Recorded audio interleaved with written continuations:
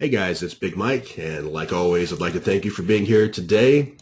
Today we have a webinar from TopstepTrader. Actually, webinar is only partially correct. It's also kind of a Ask Me Anything session, an extended session.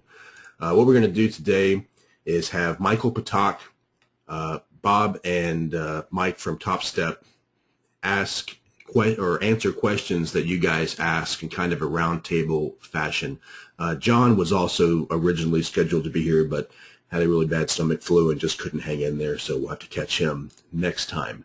So what we're going to do is there's a few slides that will kind of facilitate some of the questions, get us talking about topics like fundamentals, risk management, some of the hard work that you have to do as a trader, risk and reward, that kind of stuff. And then what we'll do is just immediately open the floor to all of you guys to ask questions. Just type those questions into the questions panel, and they'll pop up, and Bob is going to field all those questions from you guys and present them to the panel, and we'll get some answers for you guys and some discussions on some of the questions that you have. I do want to remind everybody the webinar is being recorded. I'll post the recording on VMT sometime tomorrow. And with that, I'm going to turn things over to Bob. Give me 1 second, guys.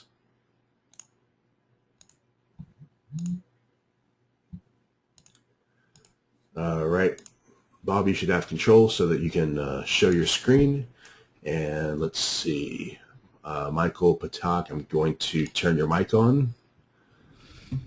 And looks like we lost Mike Arnold. I guess he's probably signing back in. We did, Mike. Can you hear me okay? Yeah, I can hear you. Yeah, Mike just Skyped me that he had he got a blue screen, so he's just doing a hard reboot and logging back in. Okay. So if you want to keep an eye out for him when he comes back in. Yeah, okay. So he should be in here in a minute. Okay, and Michael, are you there? I am here. Hey, how's it going, man? Pretty good. How are you guys doing? Good. Sorry John couldn't make it today, but I got some bad allergies myself, so I know the feeling. I'm struggling over here.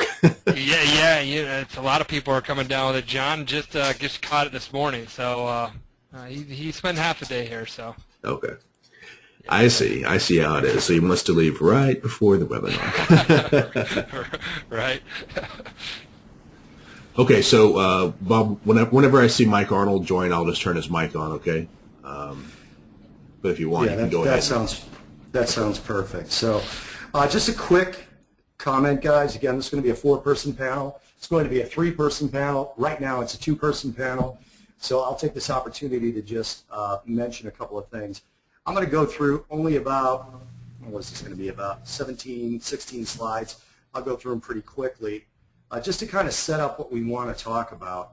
I'll introduce the guys, and we'd like the majority of this to be back and forth. So if you could be patient with some of the questions, we'll get to those. And the way this GoToWebinar questions box works, they flow pretty quickly. So as I read them and sort of throw them out to the guys, they're going to scroll past my view, so I'll have to scroll back. So bear with me if I don't get to your questions. Mike Arnold is back, by the way. Perfect. Can you hear us okay, Mike Arnold? Yes, I can. Can you hear me? Yeah, we can hear you great. So we are all set. Perfect. All right, again, guys, thanks to Big Mike for having us. Mike Patak, Mike Arnold, thanks for taking time out of your schedule. Hope John Hogan feels better, and thanks to all of you for joining us. Again, we do a lot of webinars. We attend a lot of webinars, as I'm sure a lot of you do. And one of the things that we've talked about at TopstepTrader quite a bit is that it's our sort of job and our passion and our call to duty to develop traders, to help develop traders. And when we were talking about subjects for this particular panel, we thought it would be a pretty cool thing, since essentially most traders overcomplicate things when they're at the novice stage. And I'm pretty sure the vast majority of you have traded for a decent amount of time, and I'm guessing you're here to try and either improve your knowledge or get to where you've been trying to go. And we were talking in the office one day, and we realized that this is not massive discovery that should be reported to Nova or anything, but there's a lot of comparisons to trading and athletics, and those comparisons are made all the time. So we thought we'd do a panel on understanding the trading game and look at recreational versus professional traders sort of in relation to recreational athletes or weekend warriors versus the professionals. We thought there were a lot of pretty cool and pretty simple to understand correlations. So I start a lot of these webinars with one of my favorite quotes: without ambition, one starts nothing. Without work, one finishes nothing. The prize will not be sent to you. You have to win it. That's going to apply throughout this particular panel. So again, bear with me a second. I have to read these. I was raised this way. This presentation is for information purposes only and does not constitute investment advice nor an offer, solicitation, or recommendation to acquire or dispose of any investment or to engage in any other transaction. This presentation is not intended for solicitation purposes, but only for use as general information. All descriptions, examples, and calculations contained in this publication are for illustrative purposes only. The risk of loss in trading the foreign exchange, futures, and equity markets can be substantial. You should therefore carefully consider whether such trading is suitable for you in light of your financial condition. Past performance is not indicative of future results. Before I get to all of these, this is my bio. I don't care about it. I cannot stand to look at my own bio or read it. As Big Mike said, he's kindly going to record this. So if you don't know who I am and you want to read who I am, I've been doing this about 22 years, and you can read the rest on the recording. I can't read about myself. Mike Patak, on the other hand, I can read about. Other than an illustrative career as a runway model, kid's about 6'3", what do you want me to say? TopstepTrader founder and CEO Michael Patak has been an entrepreneur from early on, buying and selling cows at age 14, spearheaded a landscaping venture at 16, went on to start a juice importing company while studying at Iowa State University. Yep, he's one of those guys. Taking his earnings in the market and losing 3 separate $30,000 trading accounts.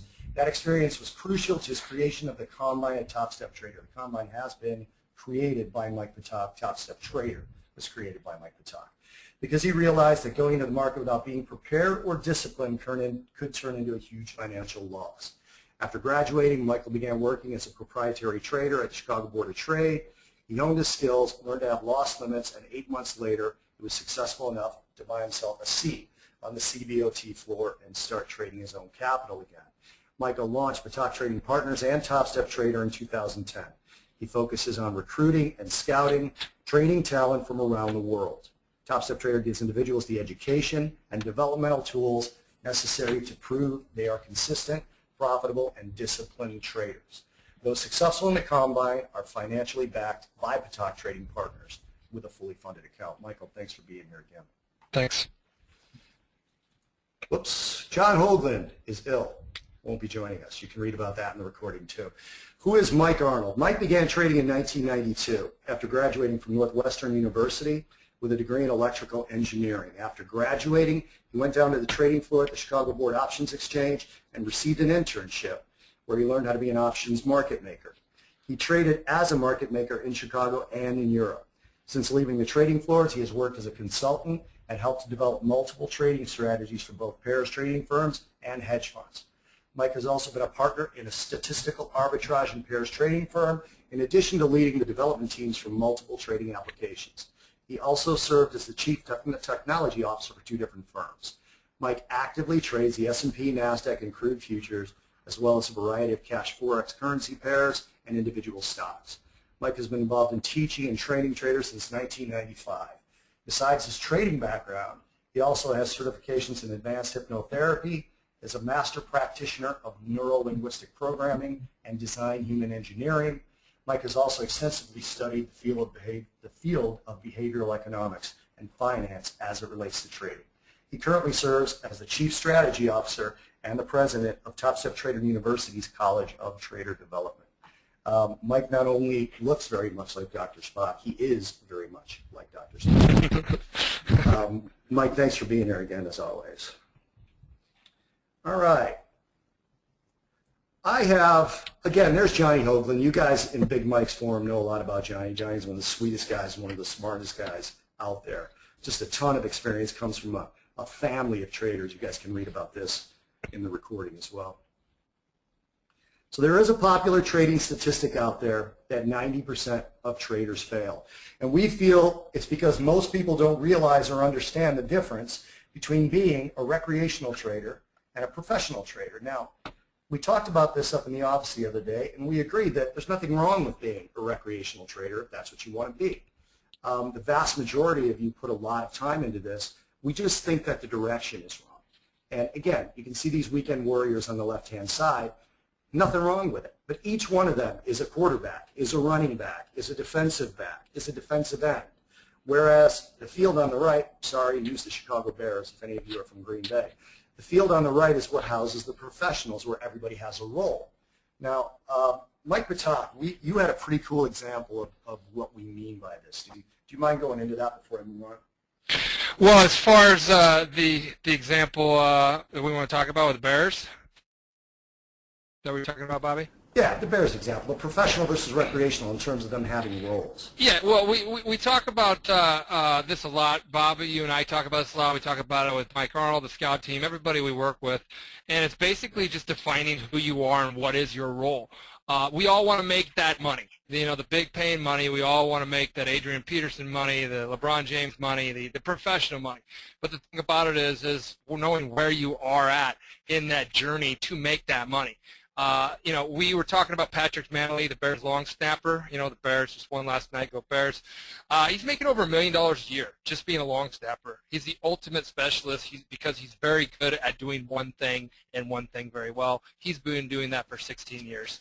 The average, you know, the minimum, I guess, salary for the 2012 season would be like a rookie. I think it's $390K up to, if you've been in the league 10-plus years, the minimum salary is $900,000. So my point basically is saying Patrick Manley specializes in one thing. Not everyone can be a Peyton Manning. Not everybody can be an Adrian Peterson. Not everybody can be a LeBron James. But if you work hard and learn one thing very, very well, you can do awfully well in whatever that is that your chosen profession is.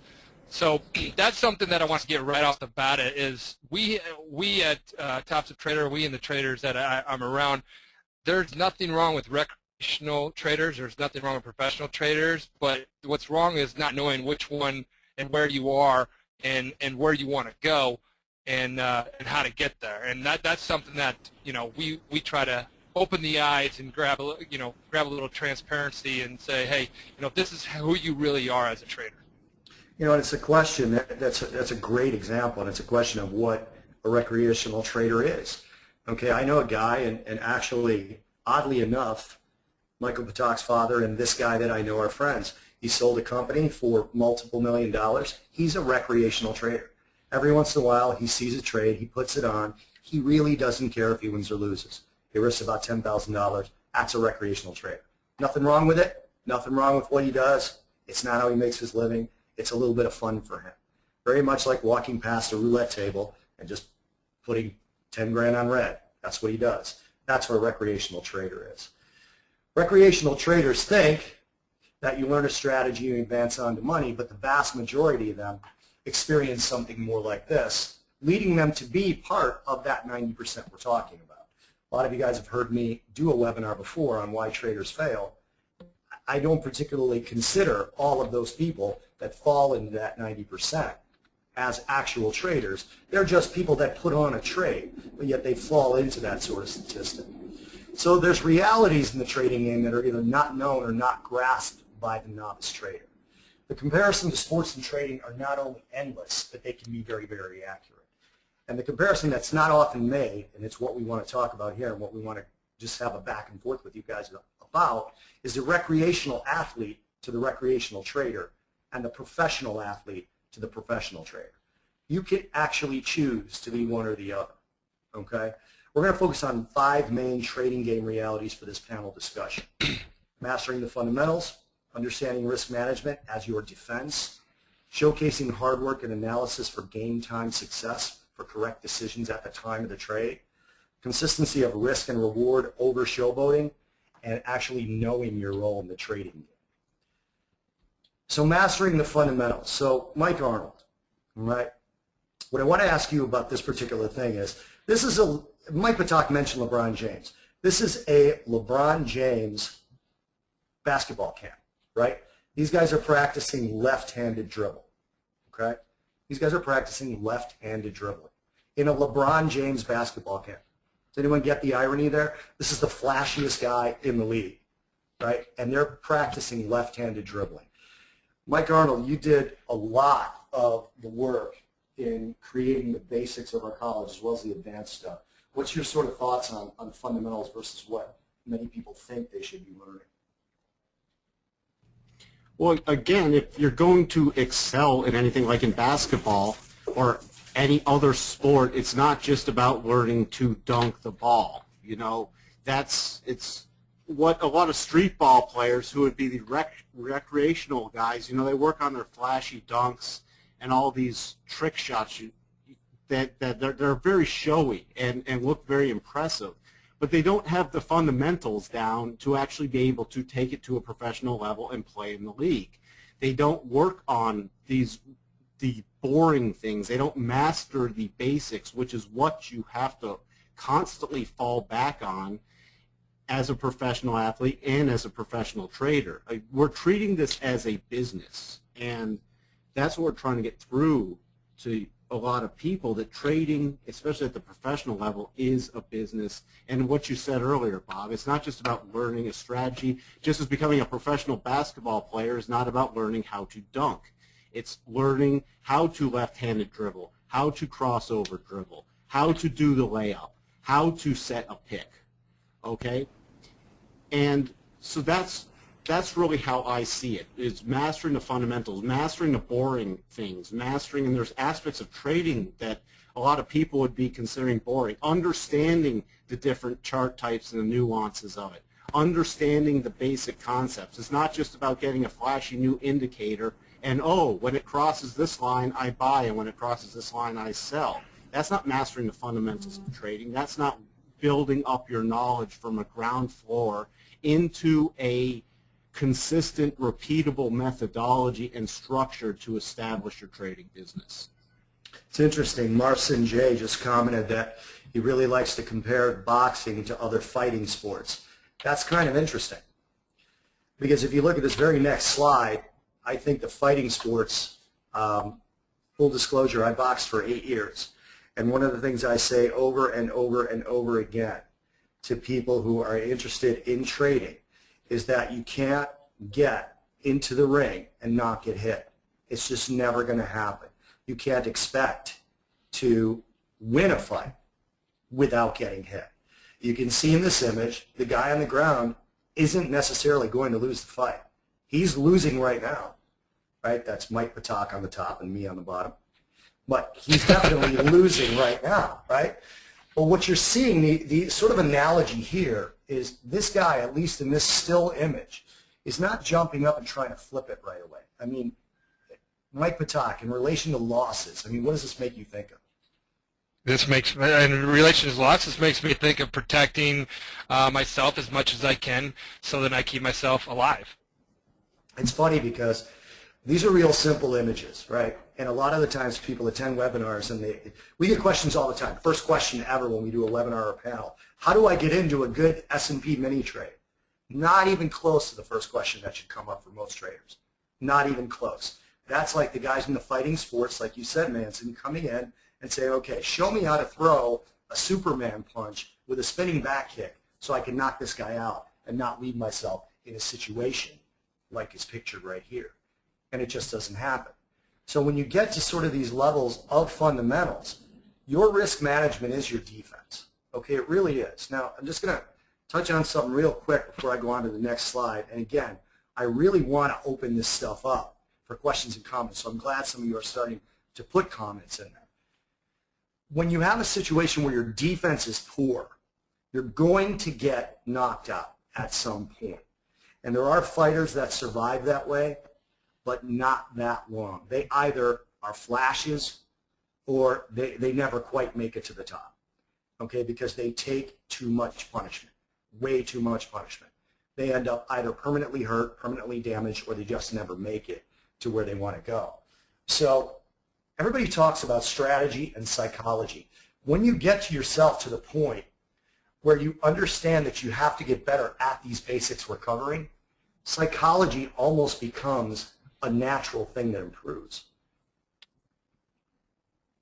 Hard work and analysis for game time success. So how many of you play golf out there? Actually, you don't have to comment because there's too many of you. But if you play golf at any serious level, or if you've ever watched any of the pro golfers, they will hit 500 to 1,000 balls a day. A day. Okay? For that one shot. In order to get themselves in the position where they know what they will do when the time comes. I'm 200 yards out. Can I get to the green with a three-wood? Probably. Should I? Probably not. Depends on the situation. Are there sand traps in the way? Is there a water hole in the way? A water hazard, rather.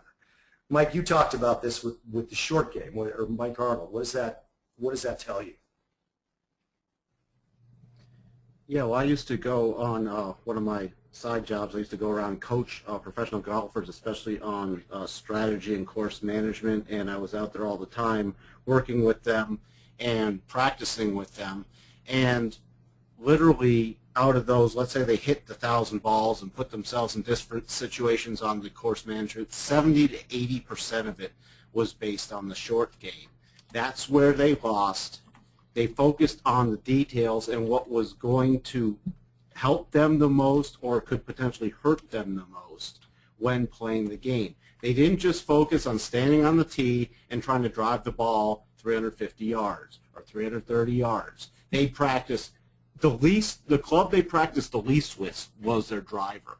And the clubs they practiced their most with were generally 7 irons and lower, like 7 iron, 9 iron, the different wedges, and especially the putters, and their short game, especially getting out of sand traps, getting out of spots, getting out of rough. They just didn't drop the balls in the middle of fairways in practice. They also practiced all their short game shots in and around the rough, because they had to know how they were going to handle the shot when it came up in the heat of a golf tournament. And they had to know what club they were going to use and what stance they were going to use and how open or closed they were going to hold the face of the club. And again, it was practicing the fundamentals, practicing the boring stuff, doing the hard work over and over again. You know, it's fun to stand out there at the driving range or at the tee box, you know, and pull out your driver and see how far you can hit it. That's fun. It's not real fun to practice the same chip shot 100 times in a row, or getting out of sand trap 50 times in a row. But that's what got them the strokes on the court. That's what saved them the strokes when they were on the course, and they knew what they could rely on. And it's essentially the same thing a trader does with the hard work and analysis. Putting on the trade's the easy part. The analysis is the boring part. It's hitting that iron over and over again, waiting for the time that the proper setup's there, and then you have your go-to shot. It's the decision making, right? This kind of FESX Eurex put up a comment that I really want to touch on. And by the way, for all of you throwing in those Ninja Trader questions, I'll give Mike Patak a few minutes toward the end to address that. So stick around because he'll address that. We got that Ninja Trader question a couple of times, but FESX Eurex says, game is not a level playing field. How do you compete with high-frequency traders who are muddling the DOM, do a lot of volume, and spam the market with their orders and always know where the market is heading? A couple of quick things, and then I'll let you two guys comment on this if you want. We're not competing with high-frequency traders. In other words, you don't see Derrick Rose on the Chicago Bulls, who's 6 foot tall, in the slam dunk competition, but he's still in the same game. He's still in the NBA. Okay, you got guys. I knew a guy named Travis Diener. He played at Marquette, and he played with the Indiana Pacers. Okay, he was their 10th man, basically. He never got in, but he was a practice player. He was a really good practice point guard, and by the time he stopped playing 6 years later, he was making the league minimum in the NBA, which was $3 million. And now he's got a 3-year contract to play in Italy. You don't have to compete with the high-frequency traders, and that's one of the myths. Okay, you don't have to go out there and think very much like golf, which a lot of you are commenting that golf is the closest analogy to sports. Great analogy, or I'm sorry, trading. Great analogy, golf and trading. That's all perfect because in golf, you're not playing against the other golfer. You're playing against the course. So FESX, Eurex, you want to play against your own game, okay? You want to play against your own strategy. Master your own strategy. Don't worry what the high-frequency traders are doing. You can't stop them. You can't control them. And this is exactly what I mean about choosing to be a professional over being an amateur. They have nothing to do with you. We all play in the same playing field. Go ahead, Mike Patel. Yeah, so I want to throw it in there quickly. Somebody told me to read Zen Golf and just change the word from golf to trading. Dr. Andrew Menaker, great trading psychologist, told me that one when I first met him. So anybody want to take me up on that, read that book. It's a great, every time you see golf, change it to trader. Next, with the high frequency and how do you compete and all that, guys, when I first got in the business, and I started in 97, but I didn't come to the pits until like 02. Before that, I remember people would, the people I knew because I was clerking for a trader in the pits, they would say, well, how do you trade when the big money just comes in here and bullies the market and pushes it around? There's always a way to play the game, and there's people that play it at all different levels. You got your Soros level, you got your Paul Tudor Jones level, you got your I just got $5,000 and I'm going to put it in the trading account level, and you got all these people in between, and there's a way to play the game, and it's finding out how you play the game. You know, you're not playing others, you're playing the course kind of deal. That's kind of the first step, is understanding there are people that are doing well. Now, the 90%, we talk about the 90% a lot. We use that percentage quite a bit. You know, there's a lot of people that fail. So, of course, you do not want to be the majority. You want to be the minority, the 10% that succeed, and the less percentage than that don't take, but they make majority of the money. You can go with any profession and see the exact same thing, from your A-Rods to your Jeters to your Jordans to your LeBrons. You know, your small percentile, and then you've got these other players that are in the league still making their money, still able to do this. What level do you want to play the game at is kind of what you need to understand your talent can get to, because talent supersedes everything. Whether you're creating an algo or whether you're trading discretionary just on your own, you know, you have to be talented in all ways and be a professional in all ways to consistently hone and work and tweak yourself every single day. It's not just, okay, here it is, now let's just go out and I perfected my game. It's consistently working on your game and staying ahead of others. So there are ways to do this, and that's why we're trying to unravel all these layers that people have of trading and these negative vibes about it, and say, all right, there's basics to it, there's fundamentals to it. Let's get to that first and then build off of that.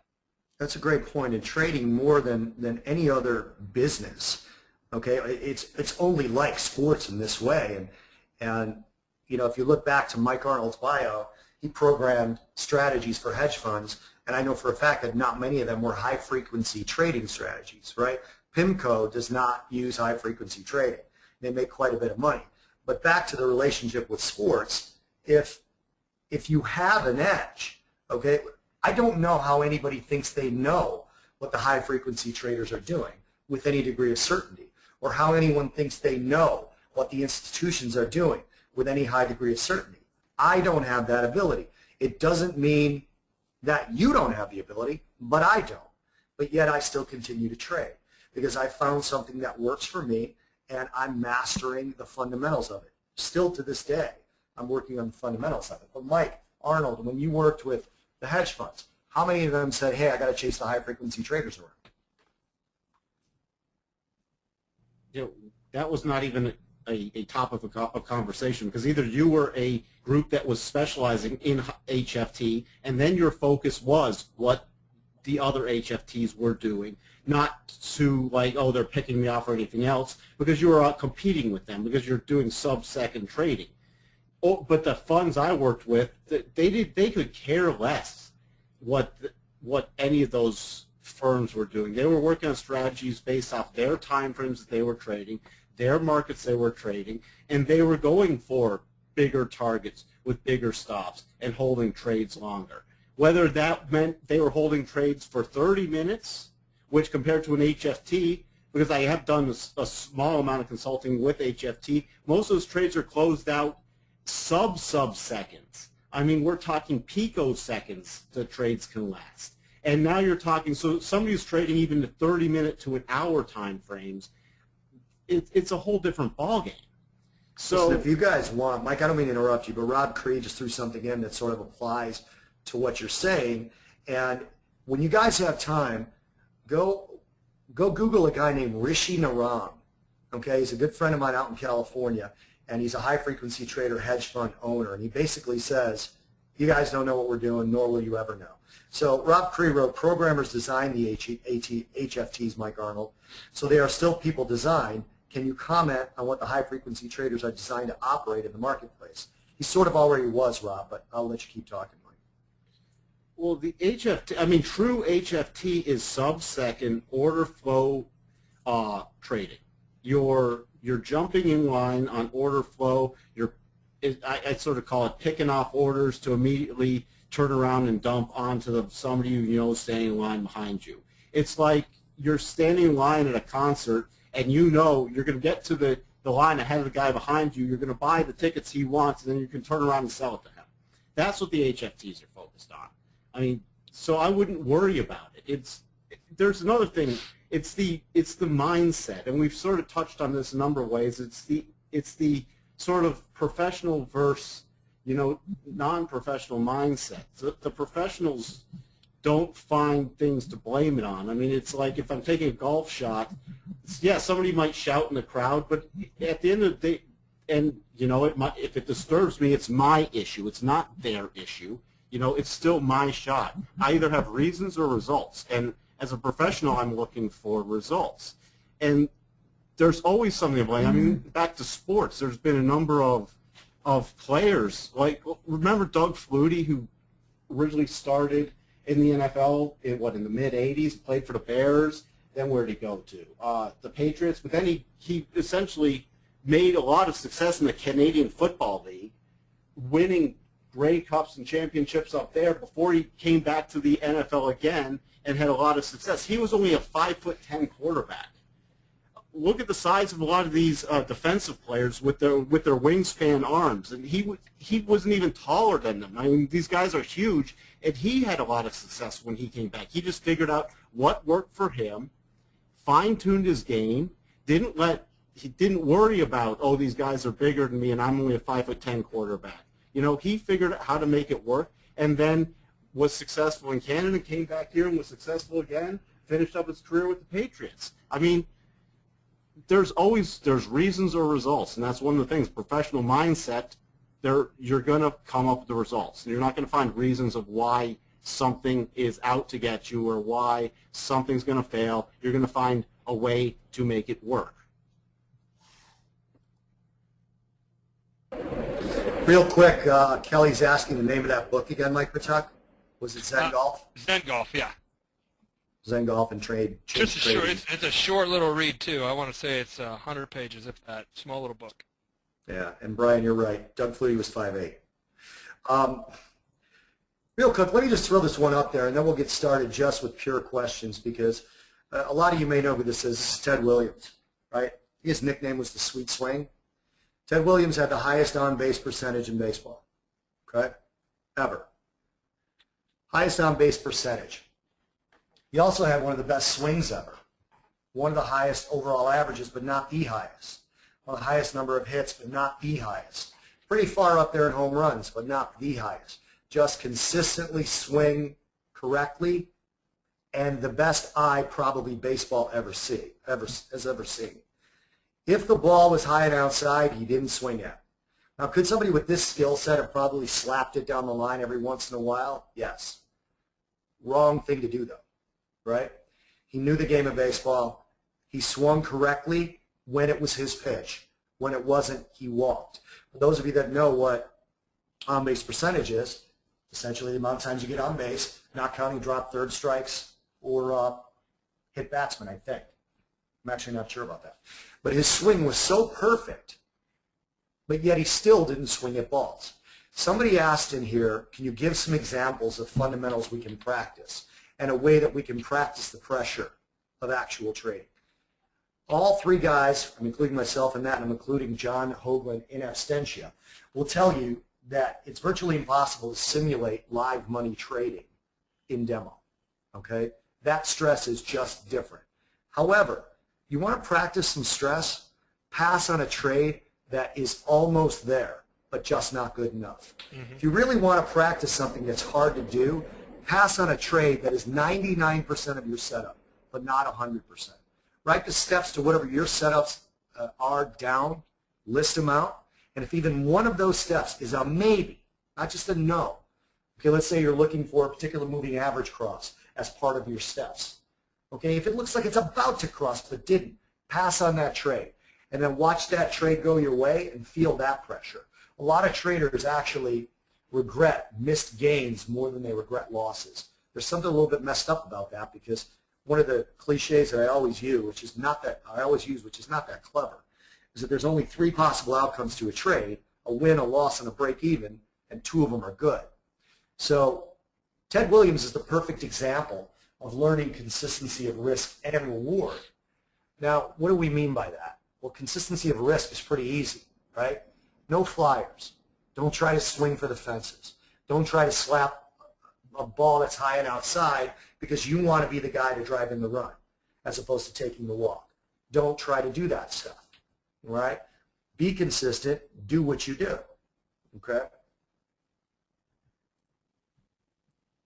In terms of consistency of reward, this is something that is sort of a huge debate, in my opinion, out there, as to whether the amount of money you make actually matters. As long as you control your losses, can you succeed? It's my stance that your entire trading has to be focused on your losses. How much can I risk? That's always been my stance. But it's not, you don't end there. Okay, your plan has to begin with how much can I risk? How do I survive the inevitable losing streak that was shown on that slide with the MMA fighter, right? But in terms of reward, and I want to throw this out to Mike Patat, some of the guys that we see out there, it's not just greed that takes over, it's fear, it's every other emotion that you feel during a losing streak also takes place during winning streaks, bordering on cocky. Do you ever think somebody like Ted Williams, with all the accolades he got, ever changed a thing in his swings? I mean, Mike Patat, what do you see out there in terms of people that just don't understand the reward side of things? Okay. Basically, I guess I see the people that don't understand it. I see a lot of shots in the dark, a lot of high risk plays, a lot of lack of discipline. I see an extreme lack of discipline, and then throwing everything that you sort of started building up, you throw it all out the window and it stops working. That's kind of what I see the most, I think. And then, you know, I've always kind of pushed this, and I was always told this as a trader when I first started, and it was, if you can't become a professional athlete, become a trader. And this is what the first thing my trading manager told me when I moved to Chicago. And I truly believe that we're athletes of the marketplace. That's why we bring to you this MMA fighter, this golfing analogies, the baseball analogies, stuff like that, because every professional, every athlete that makes it to that level has the fundamentals. They have the risk management. You know, if you're an MMA fighter and you're on your back, are you taking a high risk play at that moment in time with yourself on the back, with you barely being able to defend yourself? Are you going to open yourself up and take a high risk play? I don't think you would, because that's going to really hurt. And that's something that we need to focus on as traders, is understanding, you know, when we have our back against the wall and we have a losing streak going, are we getting more aggressive? Are we, or can we just shut it down and wait for the bell to save yourself for the end of the day trade? Okay, I'm done. Or to give yourself your own bell and say, all right, I'm done today.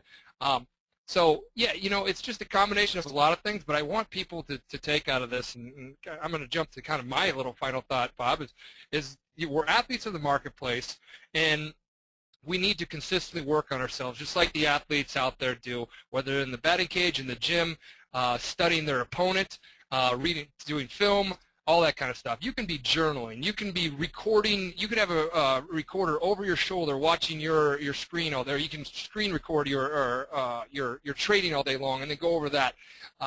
You can have a trading partner just like another workout partner.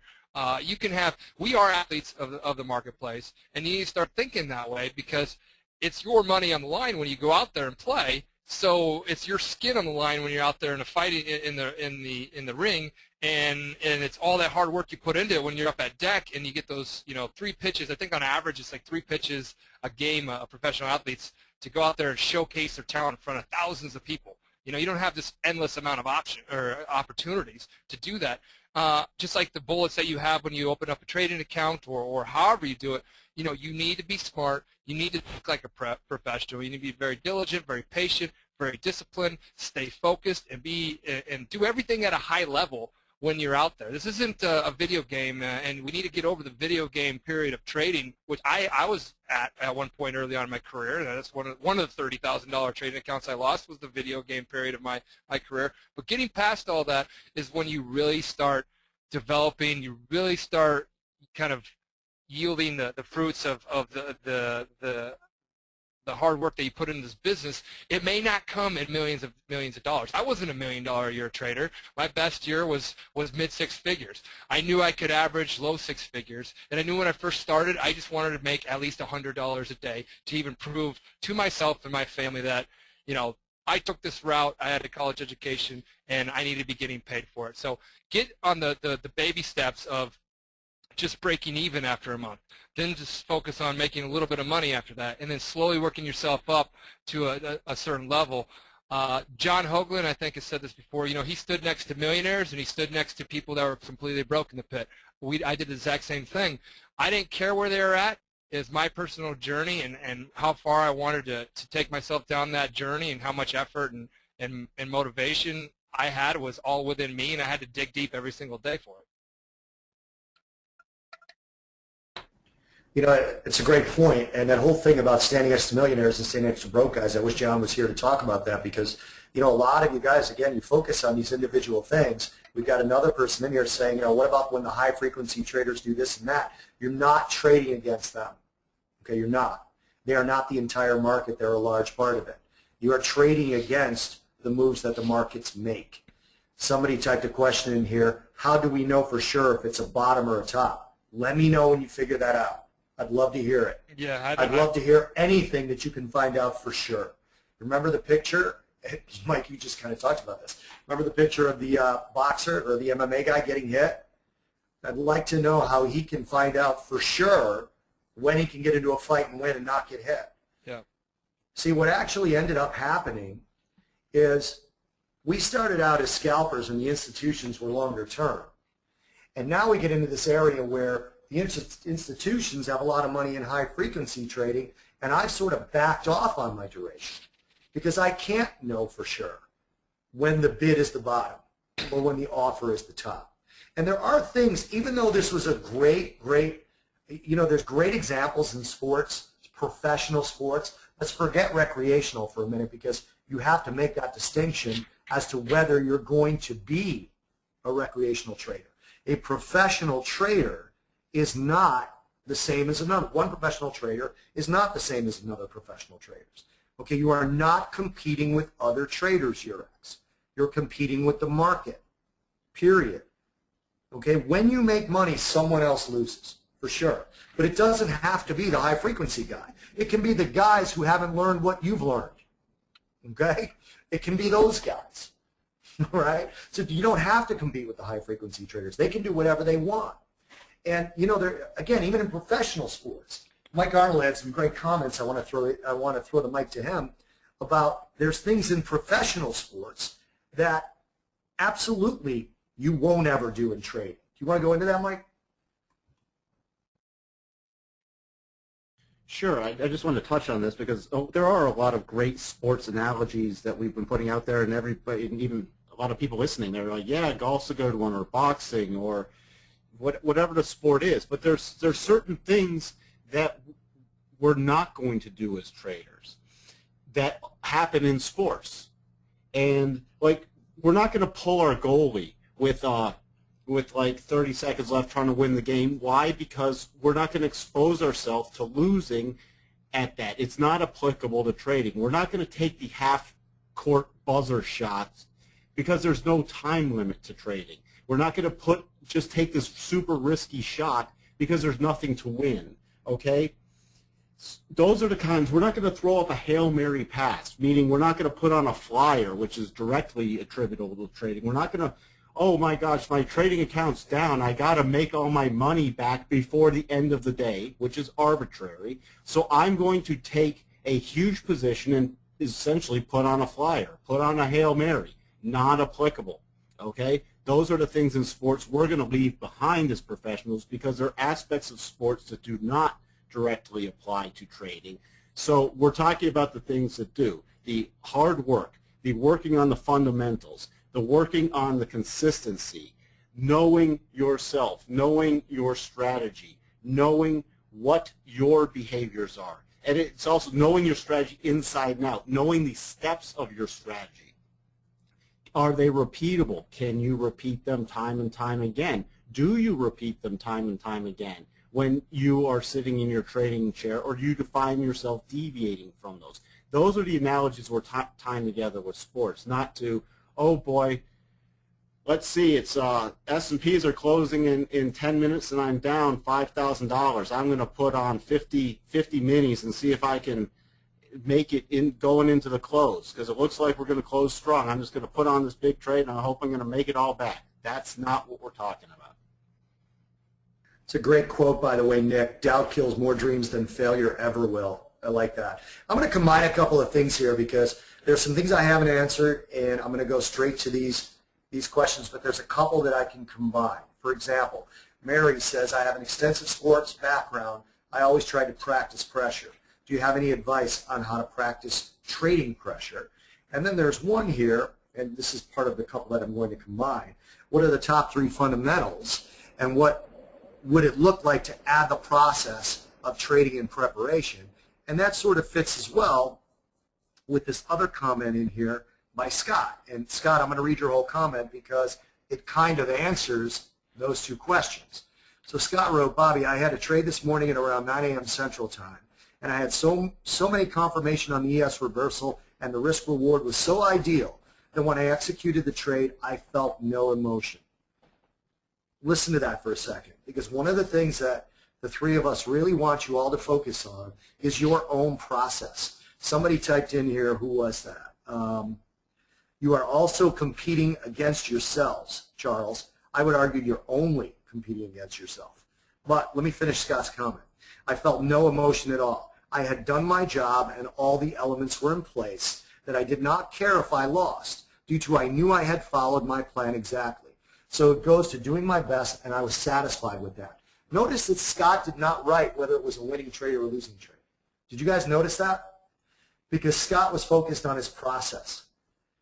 You practice trading pressure by doing your best to eliminate trading pressure. There's 2 ways, in my opinion, then if either one of you want to comment on this, please jump in. In my opinion, there's 2 ways to eliminate trading pressure. Take risk you can afford to take.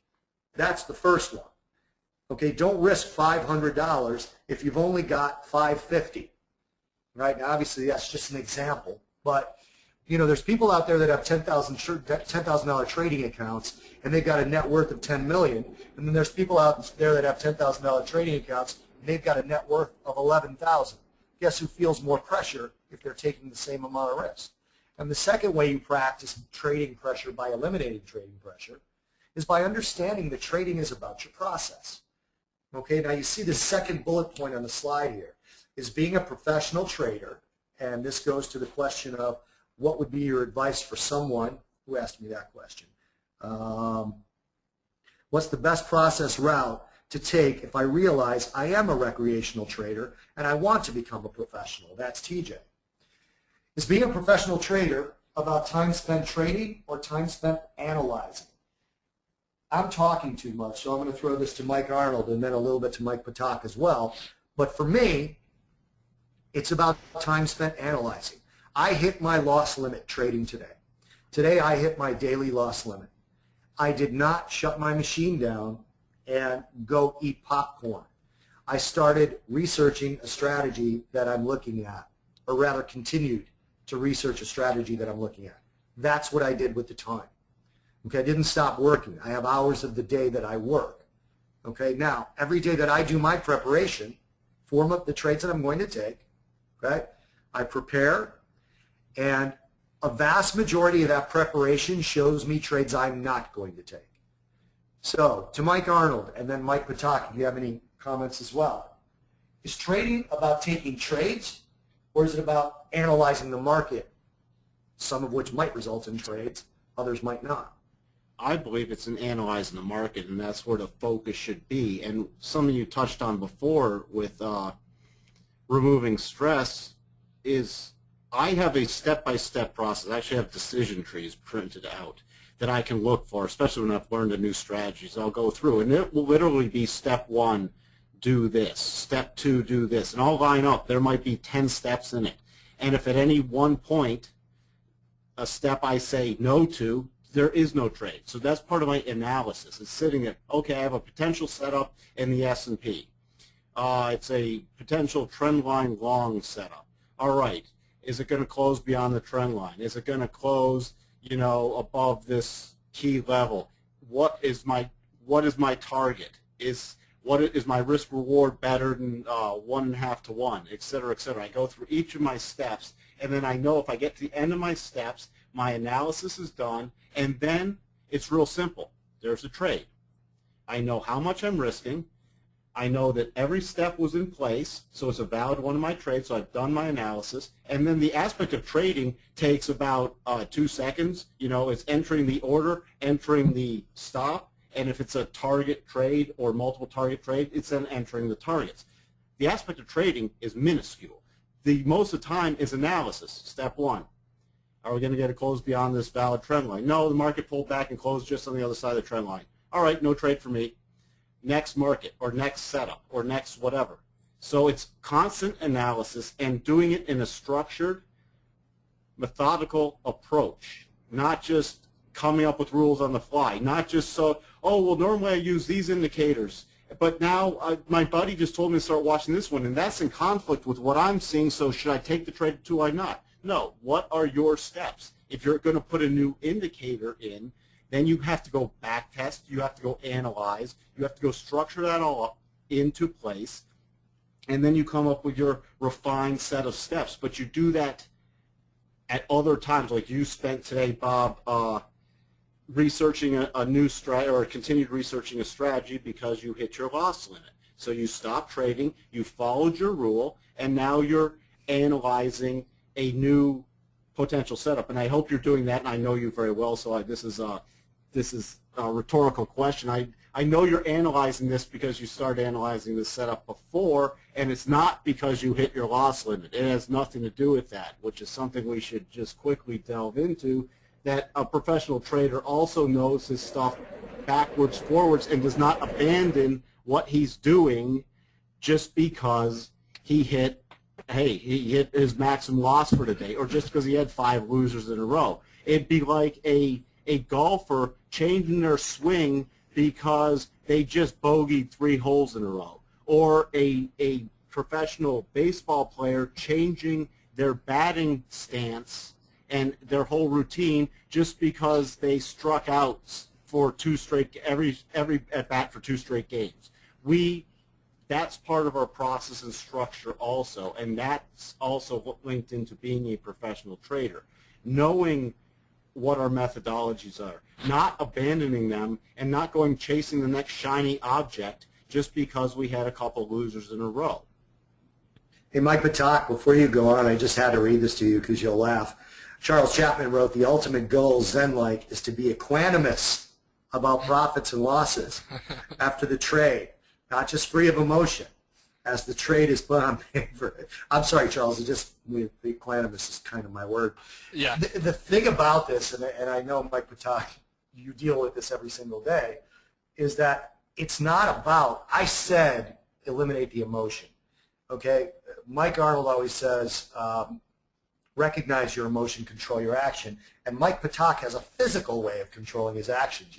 You've chatted about that in here before, Mike, but I know that. Well, what's that? that card that you put on your screen. Oh yeah, no, that's the yeah. You have. I mean, I'm from the country originally, and intangible things and simple things kind of get the job done and make the most sense. So when I need to stop trading, I flip literally it's a trading card from the pits. Flip it over, and on the other side of it, on my monitor, it's taped to my monitor. So in the morning, I flip it over, so it's not covering my monitor, and then when I'm done trading for the day, if I consider it a day that I'm done and that card flipped over, I'm done. And it just makes things very, very simple. And that's one thing that I like to push out is keep it as simple as possible. But going back to time spent analyzing and time spent trading, when I got my start, I was failing when I was just being when I just directly started trading. So I completely agree with what Mike Arnold's saying. The analyzing, getting to know yourself, getting to know the markets, getting to know all that. Analyze as much as you can. I was blessed enough to then have the opportunity that I had a simulator with a prop firm. They said if you could do kind of like our combine structure, if you can do this, we're going to back you, and if you can't do this, then you get another shot. And you keep getting shots until basically you don't want to come to work anymore because you're not getting paid, and you got to come to work every day, and you're paying yourself to come to work. So I had kind of the blessing of skies enough to be able to trade on a simulator and analyze myself all day long. And that's one thing that I'm a big pusher of is analyzing yourself over and over, self-evaluations, reflect back on how you're trading, where you want, and if it's in line with where you want to go. Because in this business and in any professional business, you're either making progress or you're making excuses. So choose one of those and do it to the best of your effort. And I hope it's making progress each and every day because I believe that a lot of people can be consistent and profitable at trading. Now, what level and that you want to play the game at, that's something that you have to get to, understand that is kind of where I'm at. Every time I try to push a little bit harder than this and try to make a lot more than this, I'm not quite there. Of course, there's different hurdles to get over to keep excelling in your life and growing, but it's going to take more focus, it's going to take more discipline, it's going to take more hard work to keep rising above until you are LeBron James and A-Rod of trading and all that kind of stuff. So yeah, that's what one thing I do kind of want to push out on that is understanding the process and staying with it. Real quick, I just want to go through a couple of these questions really fast because some of them I've let sit simply because they don't have to do with the subject we're talking about. So I want to make sure you guys know that I am reading the questions in here. I've been told that traders who trade just the S&P Mini will be the 90% as they don't have good game out there. What are your thoughts? We're not really doing strategy specific, Jason. I just didn't want you to think that I skipped your question. Thank you for that, Rob. Can you give some examples on trading fundamental topics and drills to practice and master these fundamentals? Again, the fundamentals really, we're not talking about market fundamentals. We're talking about your process, okay? And the things, if you don't have within your process, risk management, hard work, regular analysis, consistency in your process, consistency of risk and reward, that's really the whole thing that we're talking about here. Bob, I can talk about my fundamentals. For me, I wanted to keep it simple, and it was everything that kind of people talked about: cut your winners, cut your losers, let your winners ride, like that. So for me, my fundamentals as a trader was making sure my win-loss ratio, I had greater winners than losers. The time that I held my winners was longer than the time that I held my losers, and then I kind of bundle that up, and that's pretty simple. But if you want to go fundamentals, for me, that was just making sure I was doing little things like that. Besides understanding my setups and what was coming, and that's analyzing things, I knew what I wanted to do and the basic fundamentals of getting it done. And in the end, and Bob, you've said this before, what type of trader are you? At that time, and still this day, I'm a high probability trader, and I would put that together and always keep the math on my side and tweak that up. So again, it goes back to what Bob said. You have to understand what your process is, and that's why it is like creating a business. It's what are you working with? Where do you want to be 6 months from now, a year from now? If it's a company, where do you want to be 5 years from now? And what are you going to do to get there? What are you going to work on to get there? What are your objectives and all that kind of stuff? And having a plan and all that kind of stuff is definitely going to get you at least a foundation where your mental capital, your confidence is going to grow with you. And at least it starts at the same starting point rather than being so cocky and then going to the markets and having it fail. Now you can go with a plan and then stay the course. And Bob always says, dance with the one that brung you. Stay sticking to your plan, discipline to your plan, so then you know what to work on each and every day. Just like a batter or just like a ball player would get up to the plate and swing what he's worked on consistently. And if he needs to work on certain things, he'll get with the batting coach and after the games are with, or look at film or do whatever to tweak up certain aspects of their game. Theo says, how is it with the best order types to be in the first in the market? Theo, you don't have to be first. I can count on one hand the amount of times I bought the low and sold the high, so don't worry so much about that. Mark put in a really good quote from Mark Douglas's Trading in the Zone. I'm going to read it because it's really good, but if you haven't read Mark Douglas's Trading in the Zone, you should. Full disclosure, I don't get paid if you go buy it. Let's see. Anything can happen. You don't need to know what is going to happen next in order to make money. There's a random distribution between wins and losses for any given set of variables that define an edge. An edge is nothing more than an indication of a higher probability of one thing happening over another.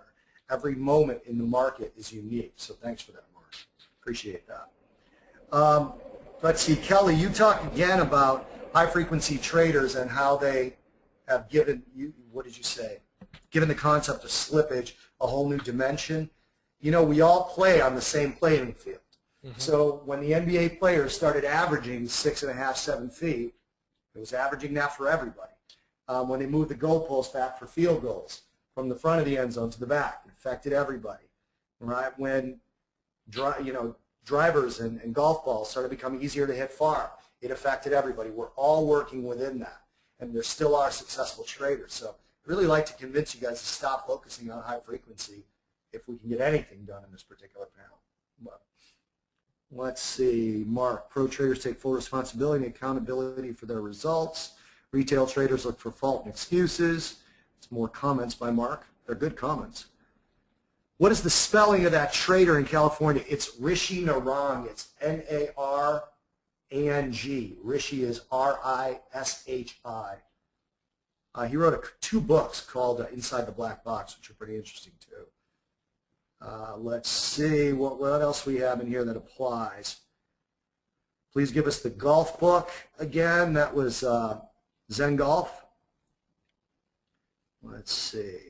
That is the #1 reason to use TST. Oh, it's a compliment for TST. I can read that. That is the #1 reason to use TST. That's why I'm here. It feels real without the huge losses. The only way I can learn is real pressure, but I can't afford to lose 100K like you guys. That's funny. Okay. Let's see here. We're going to start wrapping this up, but I want to make sure, again, I get down to questions that we haven't already answered. How do we stay disciplined day in and day out? I'll take that one, Bob. Yeah, feel free. I know what I want to say, but understand that that's what you signed up to do, and that's one thing that every athlete. And I'm going to go back to athletes all the time because it makes sense. I didn't start putting it together. I did football in high school. I got recruited to play football at Iowa State. I did it for a semester, and I was 3rd string.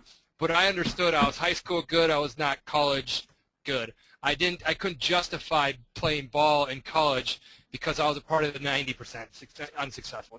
I don't even know that's a statistic, but my whole point is I knew I wasn't college good. And then to play at the pro level, but I also saw how much dedication these guys put into it. And then knowing pro guys here in Chicago and certain things like that, you understand how much effort and energy it takes consistently, day in and day out, day in and day out. But that's why you get paid the big bucks, and that's why you can make money at this business is by staying dedicated. Think about this. How do you stay disciplined? How do you stay disciplined each day brushing your teeth before you go to bed? You know, that's a discipline that you do. There's something in your life that you stay disciplined at that has a payoff. So understand that there's a payoff to being disciplined. It is not instant because that's the gambler type of way. That's impulsive. And instant gratification does not really work too well with staying disciplined. Staying disciplined, it shows up down the road. It is delayed gratification. So staying to the process that Bob was talking about, what I talked about, like you're either making progress or excuses, sticking to the process and understand that this could take time. It could take a lot of time, and I'm sorry, but there's nobody really tell you when that time is up where you start understanding it or not. It's a process. Some will get it, some will fall to the side, and some will excel at it to heights above and beyond their wildest dreams. So the key to it is stay disciplined. Find something that you are disciplined at, and why are you disciplined in that, and go from there. But it's something that you signed up for every day, and the minute that you kind of lose focus on what it is, and you just throw that trade on, is the minute that you gave back your day, your week, your month, or your year, and then you throw your whole your whole professional contract out the window, and you don't want to do that. You want to, because there's a lot of talented individuals here, whether they're just a long snapper or whether they're Adrian Petersons or LeBron James in here. Retail traders, athletes, they all started. I mean, retail traders and professional traders, they all started at one point. What is a bid? What is an offer?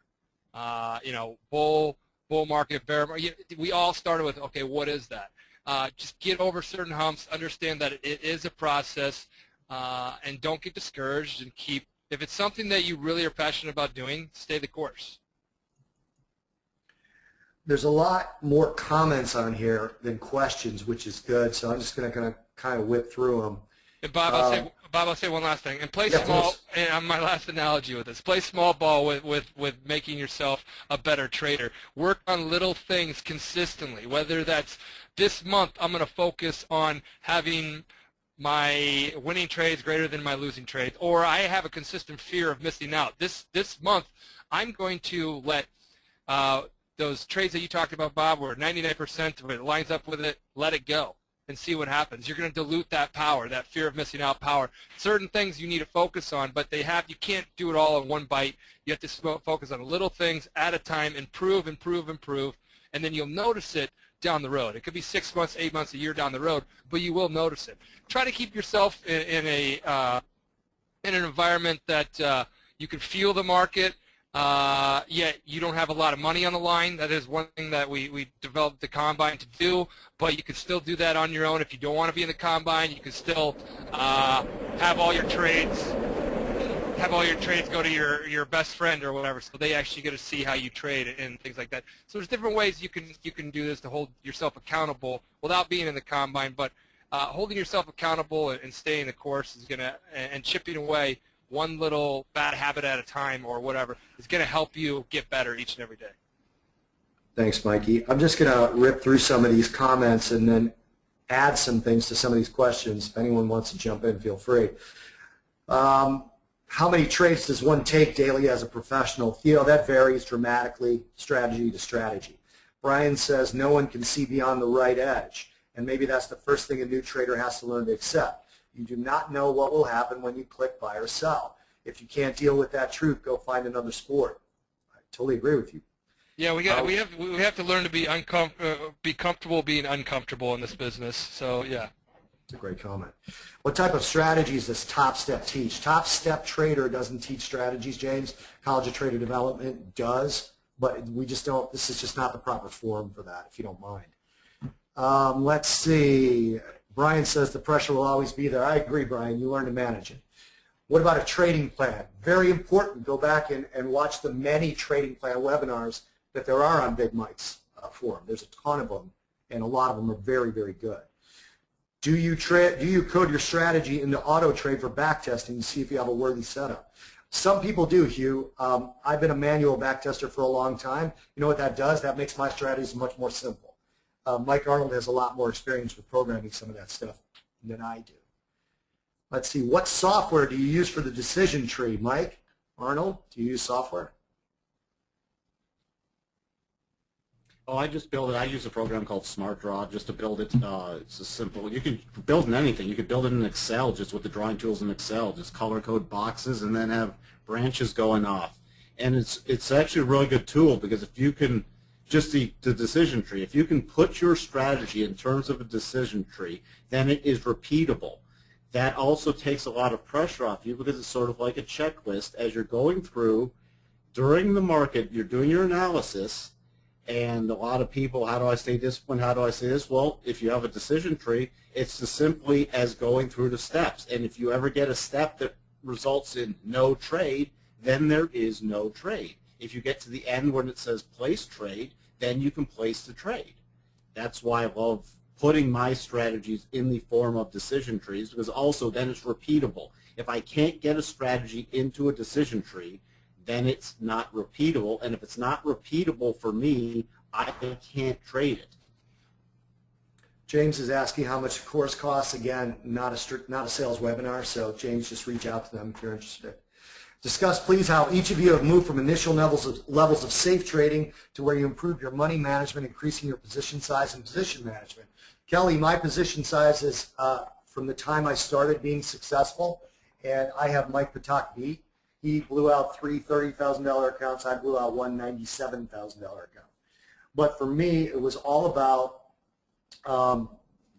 percentage of capital, and then naturally, as I did better, my risk increased. Because my capital increased, therefore my percentage of capital at risk increased. Conversely, it decreased when I was losing, and that helped me slow down losing streaks. So that's what worked for me. Hey, Bob. Do you think someone can... Yeah, hey, go ahead. Sorry, this is Mike. I see there's actually a lot of questions here asking about the program at Top Step. So if you want to just take just 1 minute and just kind of answer briefly so everybody knows, and then everybody that has those questions, tell them how to email you or what to do. That way we can kind of address it all at one time. Sure. Well, you can see the email on the slide here. It's tstu@topsteptrader.com. The College of Trader Development has 75 lectures, pre-recorded lectures. The shortest one I think is about 15 minutes. The longest one's about an hour. And it's basically soup to nuts. It's basics all the way through to actual step-by-step strategy, and then some live analysis thrown into some of the later recordings. We sort it by freshman, sophomore, junior, senior, and masters. You get a real cute diploma at the end of it. But the fact of the matter is, Mike Arnold and I developed the course in conjunction with Mike Patak at Top Step Trader to kind of take people back to the start, price action, price patterns, all the way back to what is a bar and what is behind that particular bar, all the way through to strategies that Mike Arnold and I both teach, develop, etc. We essentially decided that there needed to be a college of trading, not just a strategy factory, and that's exactly what this is. So again, I don't like to be salesy. I don't like to read my bio. Go ahead, Mike. Well, no, I'll kind of speak for you, Bob. That's one of the reasons why, you know, we chose to partner with Bob and Mike with this, because we, at TopstepTrader, we want to have a professional sports model to remotely train, develop, and recruit traders from all over the world. And we use the sports analogy because it makes sense, and it brings people down to, all right, so I can get this done. Let's keep it basic. That's why they have the freshmen, they have the sophomore levels, they have different levels, and you cannot excel past them unless you test out. We don't just, it's not just sending you, I've done online trading academy, there's nothing wrong with that, but I got DVDs and it's $2,500 and stuff like that. And I took them at my own speed. You don't excel past class unless you test out of it. Prop firms down here in Chicago, you have to have 90% or better. I have buddies that had gone through when they were trainees and now been at the prop firm for years. You have to have a 95% or better to keep, moving on in their little training program. But they're bringing it, working with you and all that kind of stuff. So it's a great combination, and it's not for everybody, but if trading is what you're looking to do and get better in, it's a good opportunity. There's also included in the college is 2 hours of live Q&A a week with myself and Mike Arnold. We call it office hours. This is kind of like if you went down to your professor's office and just sort of asked any question you wanted to ask about the subject matter. So hopefully I covered all the questions about it. Again, I don't really like to be salesy, so let's see what else we have in here. Make sure your expected profit is 3 times your anticipated risk. I don't have a problem with that. Charles, Depending, again, that's very strategy specific. Do you think someone can succeed to learn day trading the E-mini with a max 1 to 1.5 stop loss? Yeah, Rob, I do think it's possible. But again, that's a very strategy specific question. Let's see. What time frame charts do you use? They're assorted, Jeff. That's a good comment, Charles. For the batter, it's more about pitch selection than the swing. Combine pitch selection with a bad swing, though, Charles, and watch what happens. See, this is the thing we talk about. It's consistency. I use a lot of food analogies, being a slightly stocky Italian guy. And to me, if you have the best recipe in the world for meatballs, but you don't follow it, it's worthless. And if you got a bad recipe for meatballs, but you follow it correctly every single time, you can improve it. It's about consistency.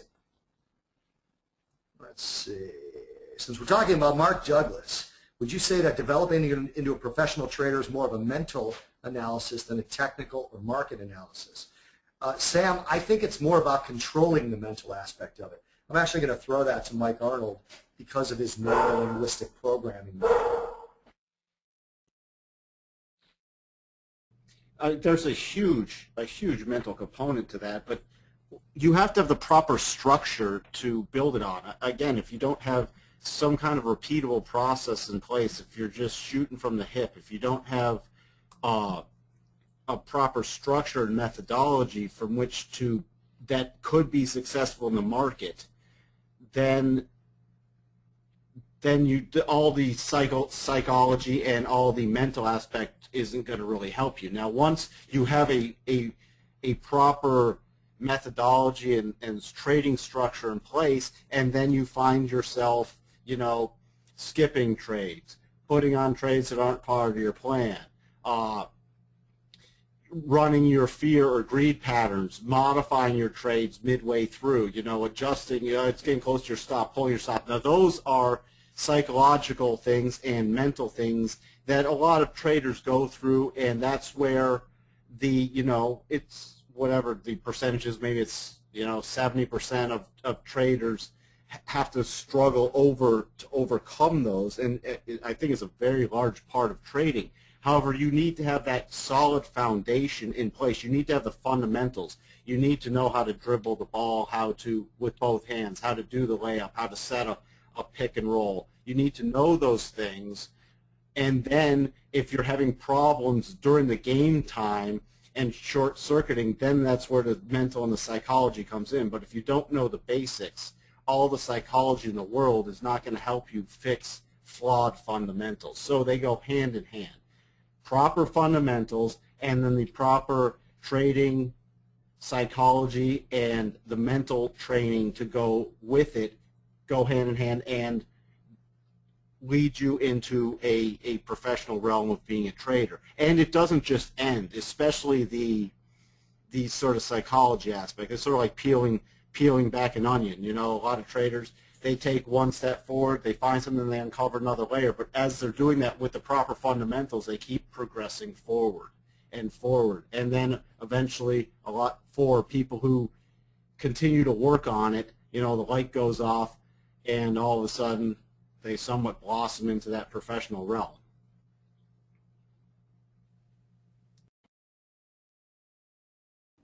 Let's see. Are there many traders you can think of that succeed without having a defined methodology to start? I'm going to answer that in two ways, Rob. The first answer is no. The second answer is I don't know many traders that still trade their first defined methodology. Does that make sense? You have to be consistent. You have to define as best you can what you're going to be doing in the market. What happens if it goes up? What happens if it goes down? What happens once I'm in a trade? Define it. The only time you're thinking clearly is before a trade, Rob. You're never thinking clearly when you're in one. The only time you're thinking is before. Yeah, they used to say, I remember when I was in the pits, when you put on a position that you weren't typically used to, they would always say, what's 1 + 1? Like, your IQ goes to 0. Like, literally, your IQ goes to 0, especially when you take on more risk. And in the pits, you could take on, it's not like electronic trading where you click and it gets rejected. If you say sold to it and you get slapped with a 300 lot, and your IQ goes to 0, and that's something that you have to deal with. Yeah, I love that IQ going to 0. Could you guys speak a bit about managing daily loss limits and risk in general? Before I read the rest of this question, Evander, risk in general, I have a problem with that part of your question because risk is very, very specific to the person taking that risk. If there's any guidelines or general advice for better risk management. You know, again, don't take risk you can't stomach. I tell people all the time, a real simple rule, if you're nervous during your trade, you have too much risk. A real simple rule. Start with that one. Did you get a chance to show the early slide which was full of text? Oh, I think I did that for you already, Kelly, right? I think it was, yeah, I think we did that already. If some fail in the combine, let me actually, somebody rewrote the ninja question. Mike, do you want to address that? Will TopstepTrader have ninja soon? I'll just throw that out there now. Hey, Bob.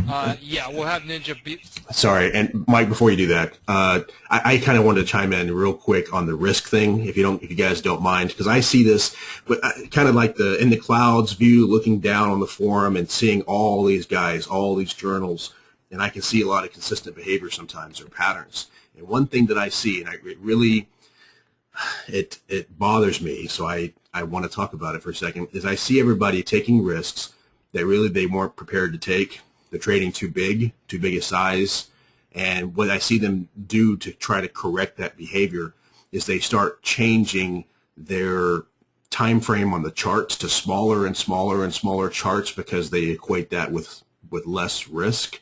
And then there's like a point of diminishing returns where now they're trading such a small chart, such a small time frame, that they're getting chopped around and they're over trading and they're taking too many trades and they're trading noise. And it's just like I mean, I've done this. I'm speaking from experience, and now I can see it really easily when I see other people making what I would view as these mistakes. It's really hard when you're in the trenches to know that's what is happening. You can't really, it's like you have blinders on. You can't really tell that's what's happening. So I would encourage anybody that this is kind of resonating with to, step back for just a moment. And risk is the most important thing, I think, of anything to do in trading. And Bob touched on it for just 1 second. He said something about being comfortable in a trade. And frankly, that is what it's really all about, because if you trade a size that you're not comfortable with, and Mike said this too, your IQ goes to 0. In other words, you can't think clearly. You're not making good decisions. You're going to make stupid decisions. And it's really the most important thing I could possibly resonate with anybody is to trade smaller if that's what it takes for you to put on a trade without having to, second guess or panic or get scared or, make bad decisions. Just trade smaller, and I'll say one last thing and then I'll give it back to you guys. I see a lot of people that are unwilling, like I can almost hear the people right now saying, I don't want to trade smaller because then I can't make my losses back. And it's really difficult because, again, I'm speaking from experience, guys. I know this stuff and I see this stuff on the forum too. And you got to get through it. And one way to get through it is to recognize that if you want to be a good trader, you got to stop thinking about making losses back or something like that, whether it's for the day, the week, the month, the year, or your entire trading career. You got to instead just focus on trading well, one trade at a time. So don't use that as an excuse. Trade whatever size you need to trade to make it comfortable, and then build on that. All right, sorry for the lecture. Mike, I think I want to add to that. I think every trader goes through the phase too, where because I think majority of traders have losses in the beginning, and they always said, I remember learning, they said the worst is when you make money in the beginning because then you fight the losses when they happen. Yeah, absolutely. But I went through the phase too where I wanted to make up everything I lost, and I wanted to make it up quick so that I could start all that.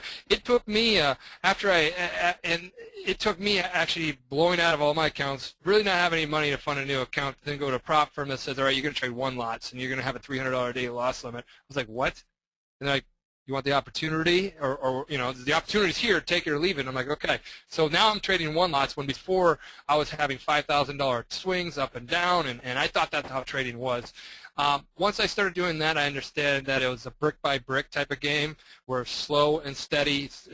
We've all heard the line, it's a marathon, it's not a race, all that kind of stuff. And I did. I mean, I had on a little piece of paper that, okay, I started with the cheapest thing, my e-signal or whatever, all this little losses that I've had, education that I've had, and then I'm like, okay, once I kind of go through X amount of time, I can eventually have this all paid off. And I had it like, it wasn't anything that was, when I started the day, that's what I had to do, but it was like my objective. Like, okay, I made 10,000 this month. I basically paid off this, and this from my past. Right. And it psychologically got me more confident. It helped build my mental capital at that time, but it was definitely not a list I stuck right in front and said, I need to make this today to make it all back, and then I'm okay. Right. Man, you just said something that reminded me, and sorry for going off the rails here, but one other thing about risk, and again, I'm speaking from experience looking at everybody on the forum.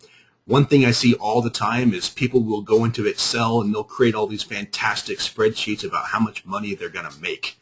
It's all about, oh man, I'm going to go from 1 contract to 2, and then when this happens, I'm going to go to 4, and then when this happens, I'm going to go to 10, and by the end of the year, I'm going to be Bill Gates. And no one ever makes a spreadsheet that talks about risk. Guys, please, please, please, risk. Risk is where it's at. Yep. Okay, I'm done.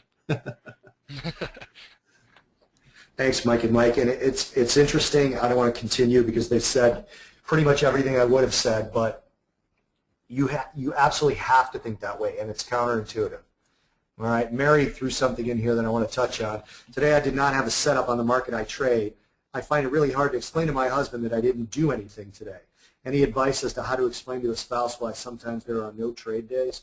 I want to relate trading again to a regular job, okay?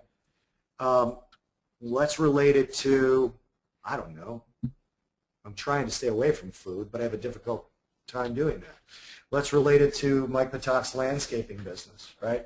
He went into the office, he fielded calls, he did book work, but he didn't have a landscaping job that day.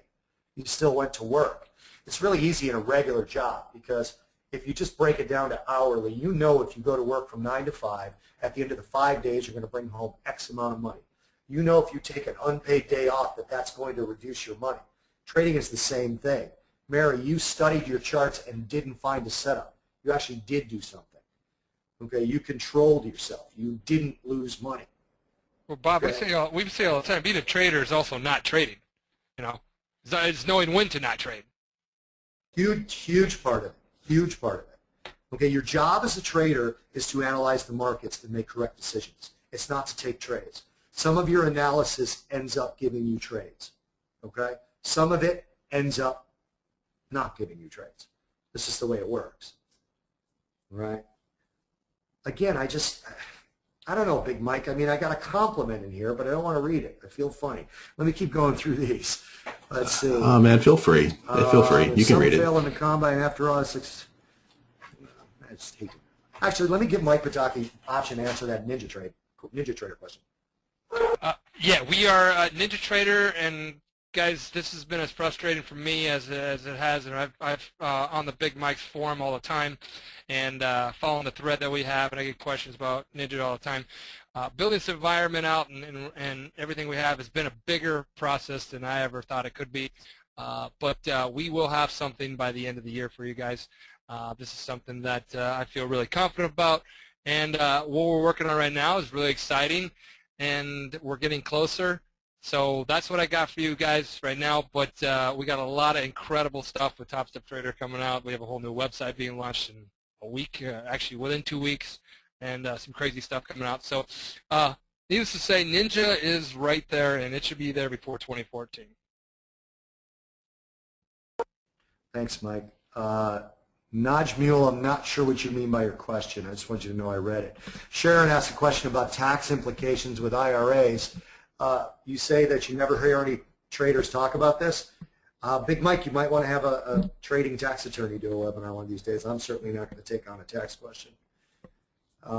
Let's see. How do you learn to visualize all the possible outcomes for a trade to follow?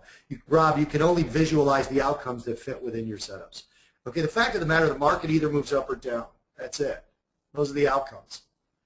Now, you also threw in here, don't you have to know what the market's going to manage a position, you have to understand how price action is unfolding. No. Again, believe it or not, that's a strategy-specific question. I only want you guys managing winners. I don't want you guys managing losers because you'll make bad decisions. You know where I manage my losers? Before the trade's on. What is going to cause me to get out of this trade? What price level? That's how I do it. You have to find the way you do it. You won't make good decisions when you're in the trade. Let's see. To me, it seems the combine favors higher batting average systems over lower batting average systems, even if that lower batting average system has a higher expectancy and overall profitability. Is this because of the psychological demands required on a trader to follow such systems? I can tell you how I'd answer that from being in a joint venture with these guys.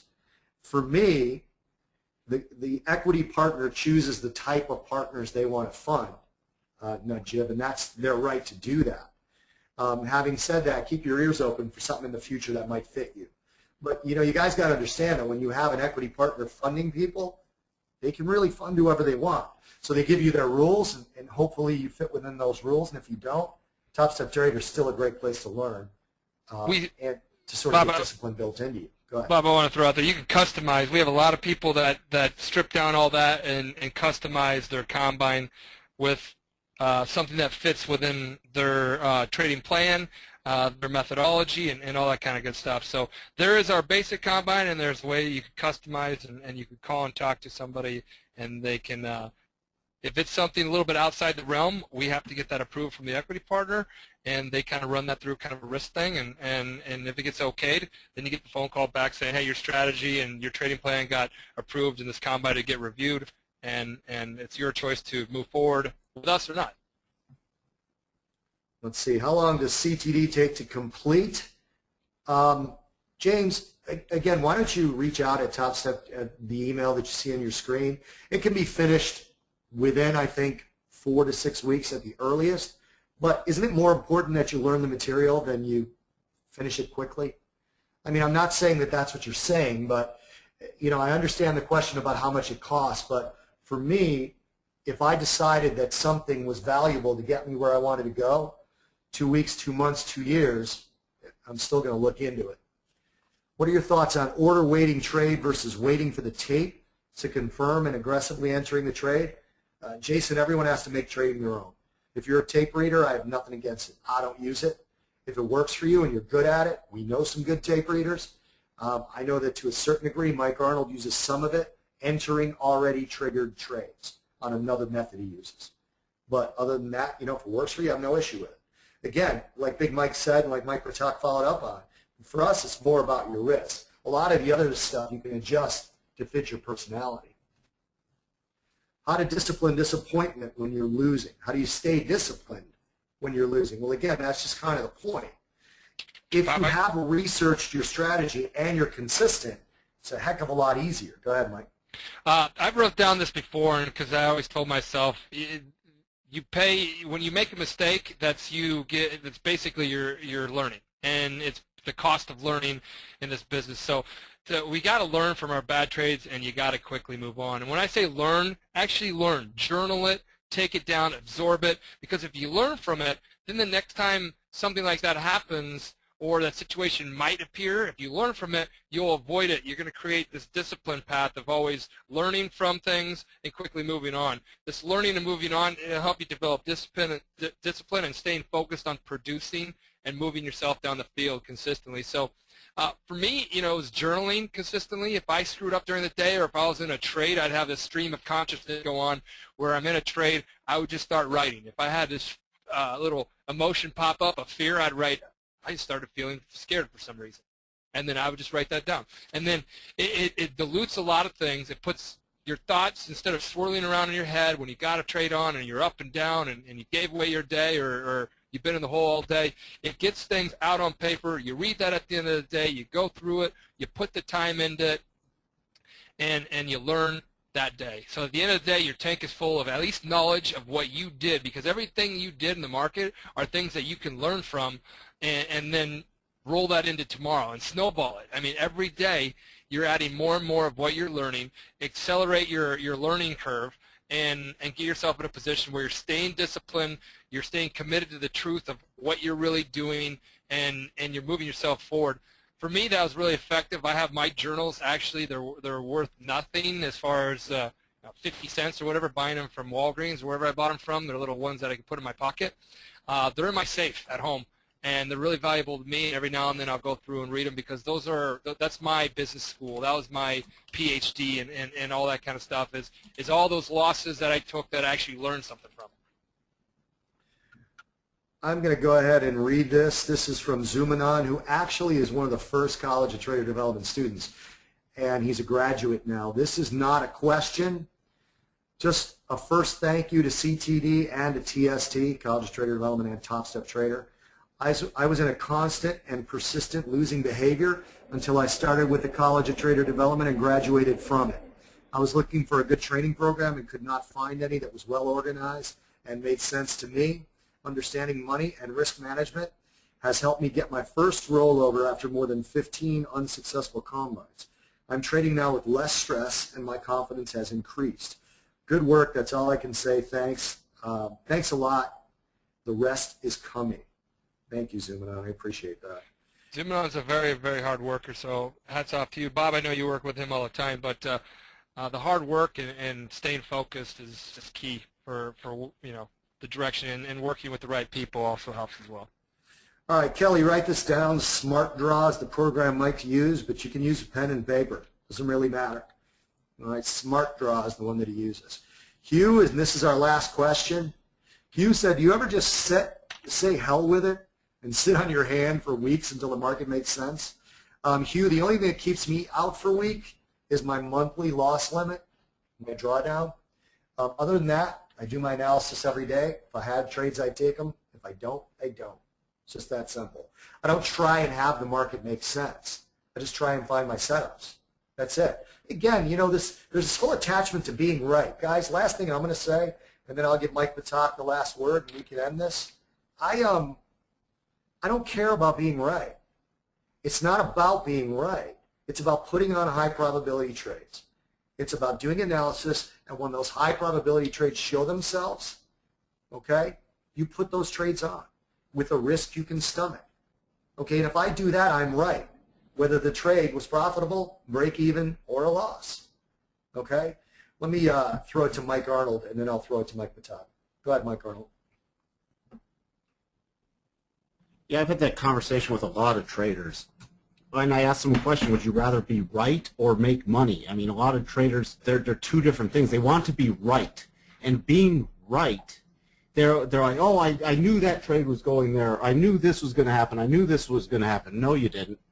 No, you didn't. You either had a valid setup, and even if you have a valid setup, you still don't know the outcome of the trade. Trading is not about being right. It's following your plan and your strategy and your methodology and doing consistently over and over again.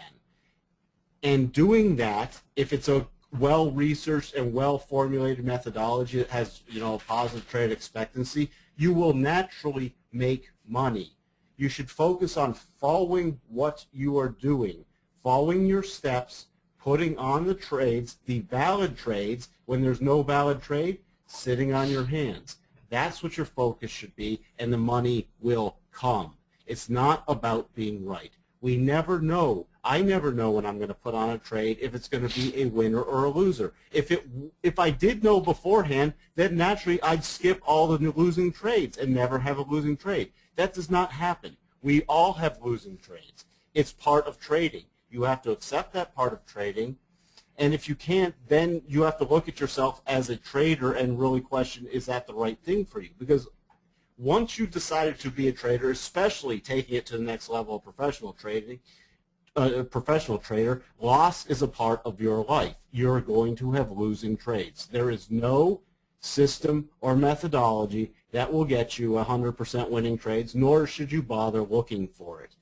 The shorter path is going to be to look really at yourself, find something consistently, and then work on your internal psychology and methodology so you can focus and execute it reliably and consistently following your steps. And I know that it sounds simple, and it's for a lot of people it's not that simple, but if you can at least get that through and start focusing as that needs to be my mindset, not knowing which is going to be a winner, not knowing which is going to be a loser, not worrying about what the HFT firms are doing, not worrying about what your trading other people trading are doing. Focus on yourself. You're playing against the course.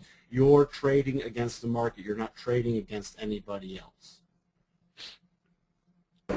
It's actually a great point and well put. You ever been on like a car trip, maybe with a family or friends or something? You got that one annoying friend.